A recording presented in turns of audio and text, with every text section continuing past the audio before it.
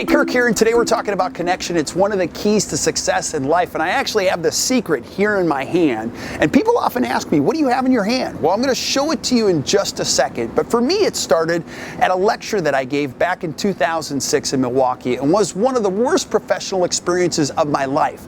I would actually show you some pictures, but I destroyed all of them. It was like watching a car crash in really slow motion. I was so depressed after the experience that I looked at my dad, and my dad said, hey, look, this can make you or break you. The cool part is you get to pick. And so after that, I sought out a coach, and the coach watched me for a little bit, and she said, this is horrible. I mean, this is terrible. She said, give me your hand. And I stretched out my hand, and she put this rock in my hand. She said, I don't ever want you to speak without having this rock in your hand.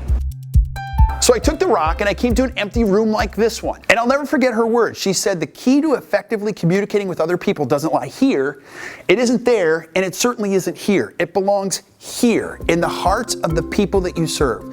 And the more that you can do that, the more effective you're ultimately going to be. And so I would talk to an empty room so that when it actually was full, I knew exactly what this was about. It was not about me. Here's a great example. This is the largest church in all of Kansas City, and the lead pastor chooses to park way out here, which is hundreds of yards from the front door. As a prime example, it's just not about him, and he found that when he started acting this way, it became contagious. He's going to be a little upset today because somebody actually parked in his space. So what are you doing to keep the focus on others? I found in my life it was more important to be focused on being interested instead of trying to be interesting. It's not about me. That's why I carry these rocks. Actually, I have a whole bag of them. I've got issues. Yeah. It's like 3 dozen in there?